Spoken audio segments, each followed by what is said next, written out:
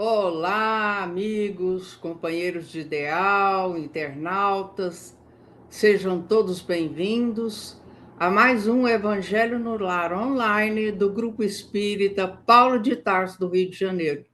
Eu sou Vânia Amâncio do Maci e falo de Uberlândia, Minas Gerais. É uma alegria tê-los conosco nesses instantes em que nós trazemos Jesus para os nossos lares.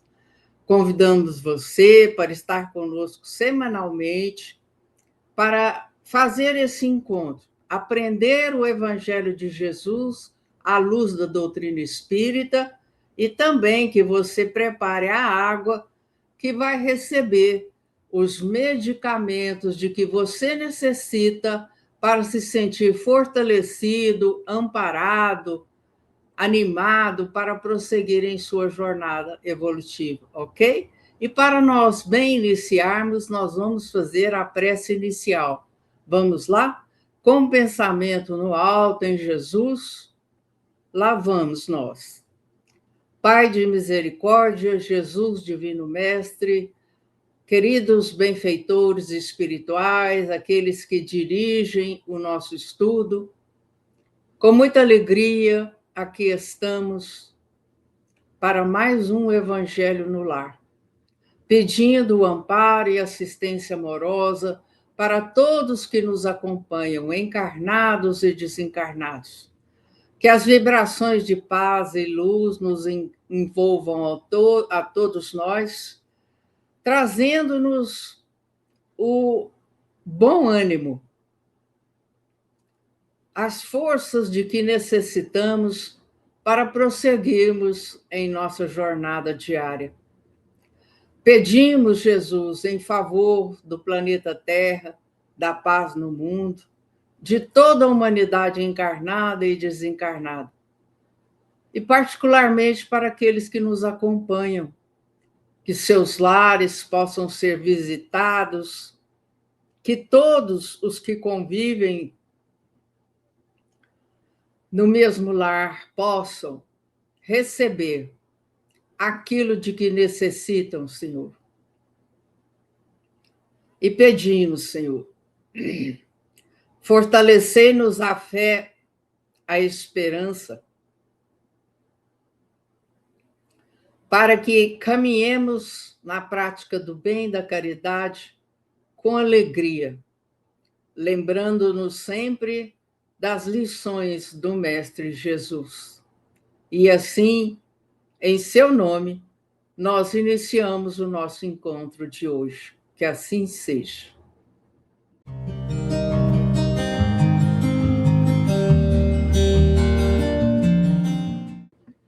Bem, amigos, companheiros, nós vamos hoje, dentro do capítulo 16 do Evangelho segundo o Espiritismo, que se intitula Não se pode servir a Deus e a Mamon, nós vamos ver o item 8, que é desigualdade das riquezas. Vocês já pararam para pensar por que há desigualdades? Alguns mais apressados ou mais equivocados poderão dizer que é Deus que está castigando, que isso é uma injustiça. Nós entendemos bem essa opinião, mas nós queremos lembrar, acima de tudo, que Deus é nosso Pai, que Deus que nos criou. Qual o pai que quer o mal para seu filho? Em sã consciência, nenhum. Todo pai quer ver o seu filho bem, quer ver o seu filho progredir, quer ver o seu filho feliz. Então, a desigualdade das riquezas serve para quê? Ou por que ela existe? Vamos ouvir o que Kardec coloca? A desigualdade das riquezas é um dos problemas que inutilmente se procurará resolver desde que se considere apenas a vida atual. Paramos aqui para um rápido comentário. Kardec já está afirmando que a desigualdade das riquezas ela existe, ela é um fato, mas que se nós quisermos resolvê-la, nós não podemos nos fixar apenas na vida atual. Olhe a atualidade dessa afirmação. Atual, Kardec está se referindo à época em que surgiu o Evangelho, 1864. De lá para cá, nós estamos em 2026. Quantas coisas aconteceram? Mas o que Kardec quis dizer com essa afirmação? Que a explicação ou a origem da desigualdade está em outras vidas, muitas vezes. Alguma coisa que nós fizemos e nos trouxe a necessidade de passarmos pela dificuldade material, financeira. Vamos continuar ouvindo. A primeira questão que se apresenta é esta: por que nem todos os homens são igualmente ricos?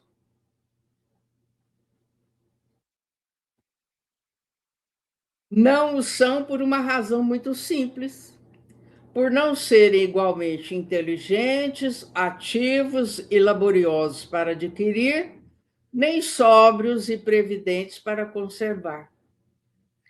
Então, olha aí a resposta para a pergunta: por que todos os homens não são ricos? E a resposta, na opinião de Kardec, é muito simples: porque nem todos são igualmente inteligentes, ativos e laboriosos, quer dizer, trabalhadores, que trabalham mesmo, continuadamente, que se esforçam, que lutam.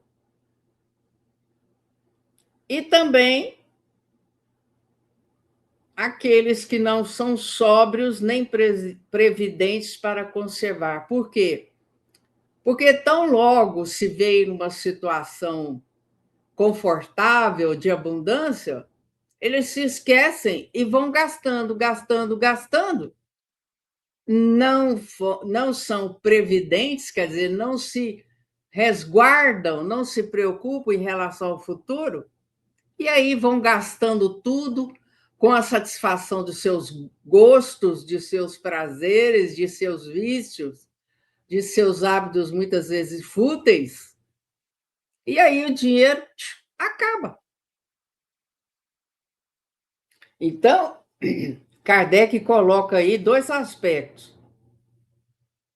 Um, de você ser inteligente, ativo e laborioso para adquirir a fortuna material. E do outro lado, você ser sóbrio, moderado, previdente para conservar essa riqueza que você conquistou. Aqui, Kardec não está falando nem de herança, nem de loteria, porque naquela época não tinha isso, né? Então, a criatura que, à época, tinha muito dinheiro, tinha uma fortuna, ou ela provinha do seu trabalho profissional, ou de uma herança familiar recebida. E Kardec continua: é, aliás, ponto matematicamente demonstrado que a riqueza repartida com igualdade daria a cada um uma parcela mínima e insuficiente. Então, olhe aí aqueles que são precipitados em suas análises e muitas vezes cobram de Deus, ou então cobram dos mais ricos, para que os mais ricos distribuam melhor ou distribuam a sua riqueza. E aí o que Kardec afirma? Que matematicamente provado, demonstrado, que se a riqueza fosse repartida em partes iguais entre todos, daria a cada um uma parcela tão pequenininha, tão insuficiente, tá? Que, supondo-se efetuada essa divisão, o equilíbrio estaria desfeito em pouco tempo pela diversidade dos caracteres e das aptidões. Quer dizer o quê? Vamos dar um exemplo prático. Eu sou muito rica. Aí eu decido repartir, eu não, o grupo dos ricos, decidimos repartir essas fortunas para distribuí-la com aquela população carente. Está provado matematicamente, desde a época de Kardec, que se nós pegarmos a porcentagem da população mais rica do mundo e a porcentagem dos necessitados, né? Dos que não têm onde morar, não têm o que comer, não têm as mínimas condições de sobrevivência, o que aconteceria? O equilíbrio que, num primeiro momento, pareceu perfeito, que no primeiro momento distribuiu o dinheiro igualzinho para todo mundo. E aí o Kardec lembra que esse equilíbrio estaria desfeito por conta do quê? Da diversidade das características das pessoas e das aptidões delas. Você já pensou? Você tem 20 pessoas. Você distribuiu o valor daquela família que tem 20, você distribuiu o valor para a família que tem 4 e assim por diante. Como há uma diversidade de características, de pendores, de inclinações, de hábitos, em pouco tempo, aquele equilíbrio se desfaria, ele desapareceria. Por quê? Um quer gastar com isso, outro quer gastar com aquilo, a criatura pensaria, em primeiro lugar, em si mesma, em satisfazer as suas vontades, seus desejos, seus sonhos, os seus hábitos. Jamais pensaria, a maioria, em poupar, em guardar aquela quantidade pequena para uma emergência, não. Então, isso representaria um dano muito grave.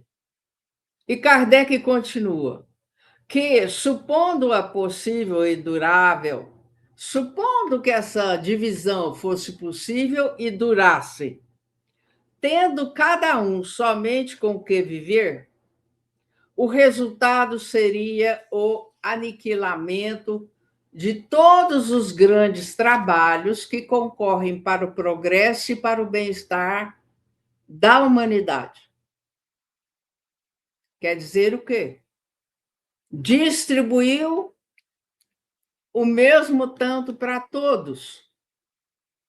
E esse tanto é tão insuficiente que, num primeiro momento, daria apenas o suficiente para que eles vivessem. E aí Kardec coloca: o que aconteceria com os trabalhos, as pesquisas, os estudos que concorrem para o bem-estar da humanidade? Na saúde, na educação, na alimentação, em saneamento básico hoje, em água potável? Praticamente não teria como. Porque processo que envolve pesquisa, seja para a indústria, para a saúde, para a alimentação, para o que quer que seja, envolve custos. E onde buscar esse recurso? Então, o terceiro pensamento que Kardec coloca, que, admitindo que essa divisão, desse a cada um necessário, já não haveria o aguilhão, o chicote, que impele, que empurra, que leva os homens às grandes descobertas e aos empreendimentos úteis. Construir uma ponte, melhorar o transporte urbano, né? Se Deus a concentra em certos pontos, é para que daí se expanda em quantidade suficiente de acordo com as necessidades. Então, vejam, essa concentração da renda nas mãos de poucos, ela é até providencial. Por quê? Porque se as pessoas vivessem, tivessem com o que viver para manter o necessário, as pessoas não buscariam o progresso, a melhora de sua condição material, o emprego melhor. E para ela conseguir um emprego melhor hoje, ela tem que ter o quê? Estudo, seja estudo prático, técnico, ou seja um estudo acadêmico. Então, se Deus a concentra em certos pontos ou para certas pessoas, é para que daí ela cresça em quantidade suficiente. De que forma? Os portadores de grandes fortunas, né? Eles empregam a sua fortuna dando emprego para outros, sejam pesquisando remédios, pesquisando materiais novos para a construção de moradias mais baratas, seja para o comércio, dando emprego às pessoas para que as pessoas se sustentem e sustentem a sua família. Então, a riqueza gira, gira. E aqueles que atendem ou que entendem as afirmações de Kardec para adquirir ser inteligente, ativo, quer dizer, acomodação zero, zona de conforto zero. E ser laborioso, cheio de labor, cheio de trabalho. Então, a criatura emprega o tempo e seus esforços para melhorar as suas condições de vida e dos seus. Ele não fica parado esperando cair dos céus. Ele não fica blasfemando, falando que é culpa de Deus. Ele não se utiliza de meios ilícitos para conseguir manter-se. Ele não rouba, ele não furta, ele não é corrupto. É? Porque muitos querem a riqueza material sem muitas vezes saber como lidar com ela. Sabe? Aquele ditado popular que diz assim: quem nunca comeu melado, quando come se lambuza, é por aí. Vamos continuar ouvindo o que Kardec nos diz. Admitido isso, pergunta-se: por que Deus a concede a pessoas incapazes de fazê-la frutificar para o bem de todos? Vocês acham que Deus erra? Hum?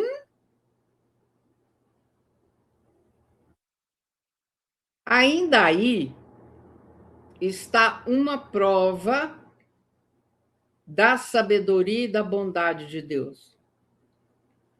O que Kardec quis dizer com isso? Que muitas pessoas não têm a riqueza, ou que muitas pessoas que a têm não são capazes de fazê-la frutificar para o bem, isto é, fica uma riqueza praticamente inativa. com a criatura pensando apenas em acumular bens, tesouros, propriedades, riquezas. E Kardec mesmo dá as respostas, quando ele diz, mesmo assim, está a prova da sabedoria e da bondade de Deus. Ai, Vânia, mas como assim? Parece loucura? Vamos ouvir. Dando aos homens o livre-arbítrio, quis Deus que ele chegasse, por experiência própria, a distinguir o bem do mal, e que a prática do bem resultasse de seus esforços e de sua vontade. Está aí a explicação. Por que que Deus dá para pessoas incapazes da riqueza? Que essa pessoa não dá conta de fazer essa riqueza render frutos para ele e para os outros. A resposta: Deus quer que a criatura chegue ou consiga a riqueza material para que ela possa, por experiência própria, distinguir o bem do mal. E que o bem que ele pudesse fazer da fortuna material, da riqueza material de que ele dispõe, ou de que ele conseguiu ou recebeu, que ela resultasse dos seus esforços e da sua vontade. Já lembramos aí outro ensinamento de Jesus, que é a cada um segundo suas obras, ou a lei de causa e efeito, ou ação e reação. Se eu me esforço, se eu luto, se eu trabalho, se eu persevero, se eu sou honesto, eu estou semeando coisas boas. Quando chegar o tempo da colheita, eu vou colher só bons frutos, vou colher lucros, vou colher mais progresso ainda. É? E Kardec coloca a seguir: o homem não deve ser conduzido fatalmente ao bem nem ao mal, sem o que não passaria de instrumento passivo e irresponsável como os animais. Então, veja, nós não podemos considerar essa posição, bem e mal, como algo definitivo para o espírito. Se ele está aqui no mal, através da perseverança, da vontade firme, do desejo sincero de se modificar, ele pode caminhar, trilhar o caminho do bem apenas. Então, não existe fatalidade no sentido, nessa existência eu só quero o bem. Aí, na outra, você pode vir no caminho do mal, mas esse caminho vai prejudicá-lo ainda mais. Então, o que regula? Qual é o elemento que regula essa nossa escolha, essa nossa opção? Por qual caminho nós queremos seguir? É o livre-arbítrio, que é uma concessão, um dom, um presente que Deus deu ao espírito, para que cada um, através das suas escolhas, trilhe o caminho. Aqueles que escolheram o caminho do mal, das facilidades, é a porta larga da perdição, vai chegar um dia, nós não sabemos quando, em que a criatura vai se cansar dessa situação, em que a criatura vai se arrepender. E aí que ela vai fazer? Ela vai ter a oportunidade para recomeçar trilhando o caminho do bem. Não é magnífico? Para dar sequência a esse item, agora eu passo a palavra para a nossa querida Norminha. É com você, Norminha. Gratidão, querida Vânia. Vamos então continuar o que Kardec está nos ensinando? Ele diz assim: a fortuna é um meio de prová-lo moralmente, mas como, ao mesmo tempo, é um poderoso meio de ação para o progresso. Deus não quer que ela fique muito tempo improdutiva e, por isso, a desloca incessantemente. Cada um deve possuí-la para experimentar, servir-se dela e provar o uso que dela sabe fazer. Mas, como há a impossibilidade material de que todos a tenham ao mesmo tempo, que, aliás, se todo mundo a possuísse, ninguém trabalharia, e o aprimoramento do globo, com isso, sofreria, cada um a possui a seu turno. Quem não a tem hoje, já a teve ou terá numa outra existência. E quem a tem agora poderá não tê-la mais amanhã. Há ricos e pobres, porque Deus, sendo justo, cada um deve trabalhar a seu turno. A pobreza é para uns a prova da paciência e da resignação. A riqueza é para outros a prova da caridade e da abnegação. Vamos dar uma paradinha para refletirmos acerca dessas palavras de Kardec? Bom, meus irmãos, já vimos que a riqueza, a fortuna, não é? É considerada uma das provas morais mais difíceis e arriscadas para o ser humano. Por quê? Porque ela tem risco superior até mesmo à prova da miséria, em termos de perigo espiritual. Vamos entendendo. Porque ela testa a riqueza, não é? O caráter, a virtude e a capacidade de desapego do espírito, atuando como um instrumento de livre arbítrio para que ele distingua o bem do mal. A riqueza material, meus irmãos, frequentemente, o que ela faz? Ela infla o ego, fazendo com que o indivíduo se sinta superior ou acredite que não necessita de mais nada. Ele está acima de tudo e de todos, né? Ela facilita o esquecimento, né, do amor ao próximo e da própria evolução espiritual, desviando o foco para que nós reencarnamos, que é para evoluir, apenas para o desfrute de quê?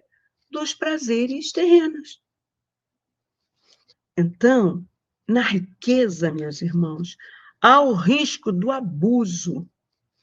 Ela é um depositário temporário de que o homem terá de prestar contas. A facilidade de acesso a bens materiais incita o excesso, não é? A pessoa, às vezes, torna-se compulsiva, não é? Quer comprar até o que não precisa mais. Além da compulsividade, não é? Ela incita a sensualidade, muitas vezes, e o desperdício, sendo, portanto, um teste para ver se o homem sabe usar a fortuna sem abusar dela. É esse o teste. O acúmulo dos bens materiais torna o desligamento da vida material mais difícil também, meus irmãos. Porque no momento da morte, prendendo o espírito às paixões da matéria, afastando da evolução. Isso porque o homem esquece que não possui nada de seu, senão o que pode levar deste mundo, que não é nada material que ele leva. Então, para torná-la um instrumento de progresso espiritual, é necessário torná-la produtiva, como a Vânia já bem explicou, não é?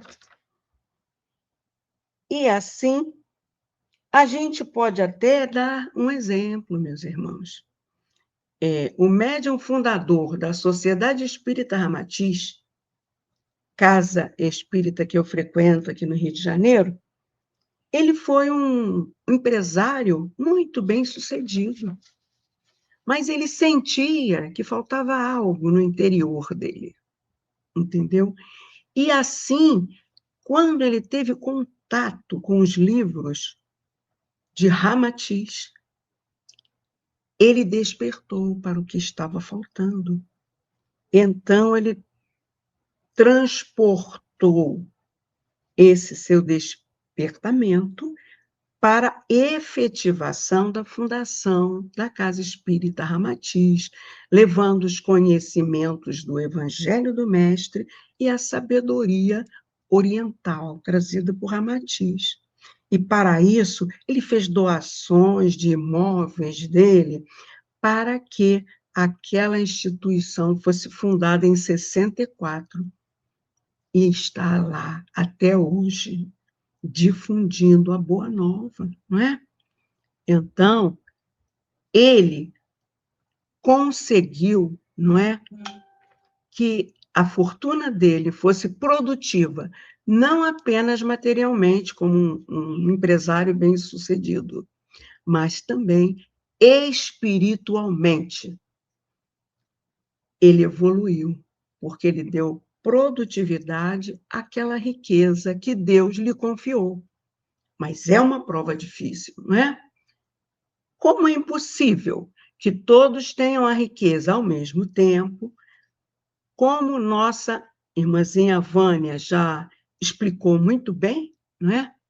Nosso pai, em sua sabedoria, não querendo que a riqueza fique improdutiva, aí ele a desloca incessantemente para as mãos daqueles que passam a ter essa oportunidade de torná-la produtiva, né? Cada um deve possuí-la para experimentar, servir-se dela e provar o uso que dela sabe fazer. A quem não a tem hoje, como disse Kardec, já a teve, ou terá numa outra existência. E quem a tem agora poderá não tê-la amanhã. É isso que nosso Kardec nos disse. Então, a riqueza não é um mal, meus irmãos, em si mesma, mas uma ferramenta de trabalho. A prova moral reside em saber ser rico sem ser orgulhoso, não é? Sem ser egoísta, e utilizando a fortuna para o bem, convertendo o bem material em valor espiritual. Tanto a riqueza quanto a pobreza, meus irmãos, são provas necessárias, portanto. Para quê? Para o aprimoramento espiritual. Enquanto a miséria é uma prova de resignação, não é? Ajudando o espírito a vencer a rebeldia, não é? E a compreender o valor das pequenas coisas. A riqueza é uma prova de caridade, de generosidade e abnegação. Ela testa se o homem utiliza o dinheiro para o bem próprio, mas também para o progresso comum, ou se o acumula egoisticamente. Ou seja, o rico é testado sobre o uso de seus bens e poder, sendo chamado a praticar a caridade e o desapego, enquanto a pobreza exercita a paciência e a valorização do esforço pessoal. Lembremos do ditado: Deus ajuda a quem trabalha. Então, ela permite ao espírito aprender a se superar e aprender a superar as dificuldades, sem cair na revolta. Vamos agora avançar ao que Kardec continua a nos dizer nesse item 8. E ele diz assim: deplora-se com razão o lamentável uso que certas pessoas fazem de sua fortuna, as ignóbeis paixões que a cobiça provoca. E se pergunta se Deus é justo em dar a riqueza a tais pessoas. É certo que se o homem não tivesse senão uma só existência, nada justificaria essa repartição dos bens na terra. Mas, se em lugar de limitar a visão à vida presente, considerar-se o conjunto das existências, vê-se que tudo se equilibra com justiça. Vamos parar mais uma vez aqui para que possamos refletir, não é, meus irmãos? A visão de que a riqueza e a pobreza exemplificam, não é, a justiça de Deus ao espírito imortal é um dos pilares da doutrina espírita, fundamentada em quê, meus irmãos? Na reencarnação e na pluralidade das existências. Assim, todos terão a oportunidade de vivenciar ambos os lados, não é? E assim, a gente vai entender que Kardec explica que essas disparidades sociais não são frutos do acaso ou injustiça divina, de jeito nenhum. Deus é soberanamente justo e bom, mas sim provas escolhidas pelos próprios espíritos antes de reencarnar. Claro que eles fazem essa escolha com o auxílio de espíritos elevados que estão ali os auxiliando na sua programação reencarnatória. E eles procuram fazer essa programação visando o aprendizado, a evolução moral e a depuração do espírito, que é para isso que ele reencarna. E muitas vezes eles aconselham, quando o espírito está querendo muita coisa para ser provado numa existência. Vai devagar, mas eles respeitam o livre-arbítrio. Eles não podem interferir no livre-arbítrio da pessoa, que às vezes escolhe demais, coisa que ela não pode suportar. E chega aqui e sucumbe. Entendeu? A pobreza pode ser um meio de expiação de faltas passadas, meus irmãos. Ou então, uma missão de simplicidade. A gente não viu isso no nosso querido Chico. Que exemplo, não é? De missão de simplicidade, de humildade e do tanto que ele contribuiu, com tantos livros, com tanta obra de caridade que ele fez. Não é verdade? Agora, a riqueza, por sua vez, já é um instrumento do trabalho para o bem coletivo. Então, não pode ser usada só egoisticamente. Em resumo, meus irmãos, a riqueza e a pobreza são ferramentas pedagógicas da providência divina, projetadas para o amadurecimento do espírito imortal, focando no desenvolvimento moral e não apenas no conforto material. Vamos, então, agora, voltar à leitura desse item 8 para o finalizarmos. O pobre, pois, não tem mais motivo para acusar a providência, nem para invejar os ricos.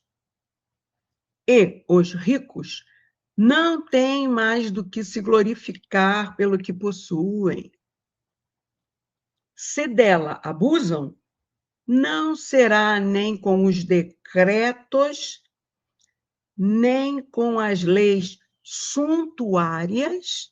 E o que quer dizer isso, não é? Aquelas leis para confiscar as riquezas, né? Ou forçar a partilha das riquezas, que se remediará o mal. Não é com essas leis. Kardec diz: as leis procedem momentaneamente mudar o exterior, mas não podem mudar o coração.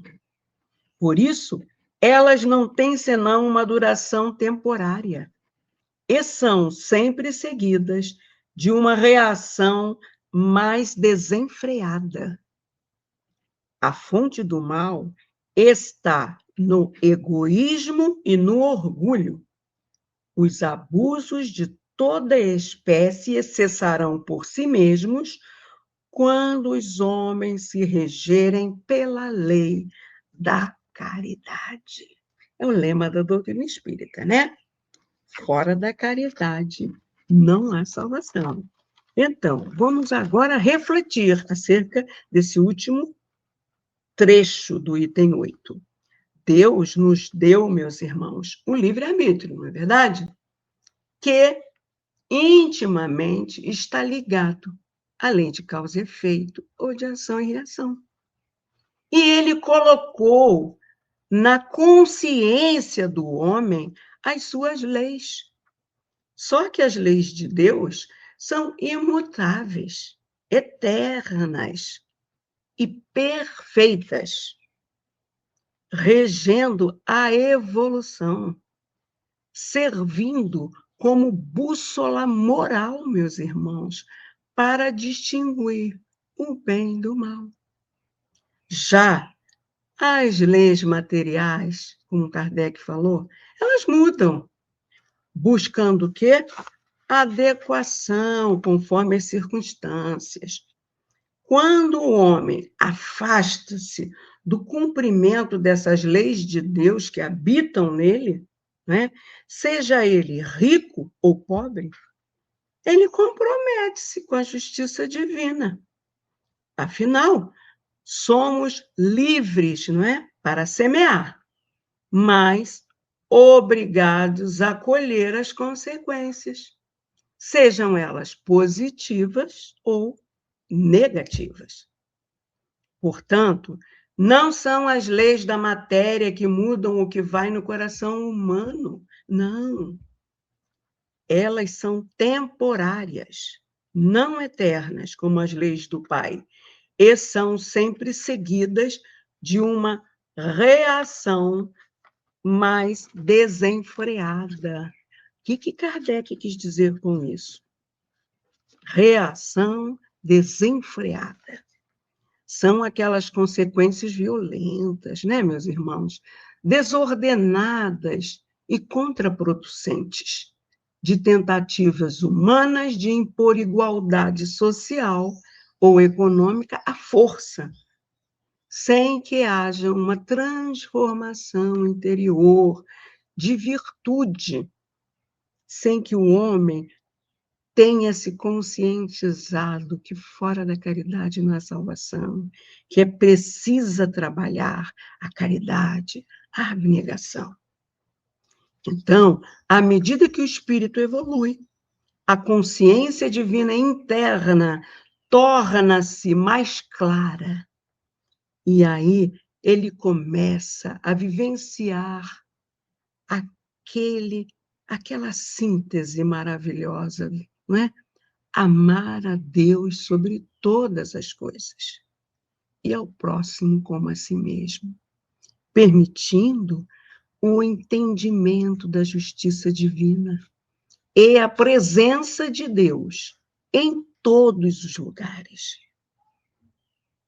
Deus habita tanto em mim, se sou rica, quanto naquele irmão pobre que necessita de mim. E vice-versa. Em tudo há a presença de Deus. Ao buscar e agir nos padrões do bem que estão na consciência através das leis de Deus, o indivíduo desenvolve o quê? A autotransformação, utilizando o livre-arbítrio em harmonia. Com o quê? Em harmonia com a própria consciência. E assim, não é? Para mudar hábitos negativos de outrora, gerando em si um progresso espiritual, a sua própria evolução, meus irmãos. A fonte do mal está, meus irmãos, no egoísmo. É o que Kardec falou por último, não é? Esse é a fonte de todas as dores do mundo. E também no orgulho, não é? Esses sentimentos derivam da exaltação da personalidade e do instinto de conservação. A cura para isso é o amor, é a caridade, não é? Lema da doutrina espírita. Fora da caridade não há salvação. À medida que o homem compreende o mundo espiritual e dá menos valor ao material, o egoísmo diminui, permitindo a elevação da humanidade. Vamos terminar essa reflexão com uma fala do nosso querido Emmanuel por Chico Xavier. Expulsai o egoísmo da terra para que ela possa elevar-se nas escalas dos mundos. É isso, meus queridos irmãos. Muita paz para todos nós. Vamos agora avançar para o momento da fluidificação da água, que fazemos, né? Quando estamos nos aproximando do término do nosso Evangelho no Lar. Todos já devem estar com seu recipiente, não é? De água, num vidro transparente, não é? Lembrando que, por ser um remédio, deve ser ingerido em doses pequenas, em cálices, conteúdo de um cálice, 3 vezes ao dia. E quando estiver ingerindo, mentalizar com fé, pedindo a Jesus que as células malsãs possam ser substituídas pelas sãs, mobilizadas pelo conteúdo desse remédio que nos foi doado no ato da magnetização da água. Vamos, então, à nossa prece de magnetização? Vamos fechar os nossos olhos, elevando os nossos pensamentos a Jesus. Graças a Deus. Obrigada, mestre querido. Permiti, Senhor da vida, que esses benfeitores de luz aqui presentes em seu nome possam unir os seus fluidos balsâmicos e medicamentosos, trazidos dos laboratórios espirituais, aos nossos humildes fluidos, que aqui jorramos impondo as nossas mãos sobre essa água, transformando-a num remédio para aquelas pessoas que dela fizerem uso, contribuindo para a restauração de seus corpos físicos, emocionais, espirituais. Que assim seja, graças a Deus. E assim, queridos irmãos, estamos chegando ao término do nosso Evangelho no Lar Online de hoje. Muito felizes e agradecidos por essa oportunidade de aprendizado, de reflexão e com a disposição, principalmente, de colocar esse aprendizado em prática para fazer valer a pena essa reencarnação. Vamos então fechar os nossos olhos e elevar os nossos pensamentos ao alto. Gratidão. Gratidão, Mestre Jesus. Gratidão, guias e amigos espirituais que aqui nos assistem. Nós, dos dois lados da vida, humildemente te agradecemos, mas, acima de tudo, agradecemos ao nosso Pai Maior, que nos permite esse encontro, que balsamiza as nossas almas com as suas energias de luz, abrindo as nossas mentes para a necessidade da caridade no dia a dia, fortalecendo a todos nós, a todos os lares onde essas palavras penetrem, essa energia envolva, e que essa energia possa ser expandida a todos os homens que estiverem em necessidade de qualquer ordem, em qualquer lugar que estejam, em qualquer situação que se encontrem, que possam iluminar as mentes dos governantes dos países em guerra, para que eles possam ser inspirados pela paz, certos que a paz do mundo começa no coração de cada um de nós. É que nós te agradecemos, Pai querido, ao tempo que te pedimos muita proteção e a devida permissão para encerrarmos o nosso Evangelho no Lar de hoje, dando todos juntos, dos dois lados da vida e do fundo dos nossos corações, graças a Deus. Até a semana que vem, queridos irmãos, se Deus quiser. Muita paz.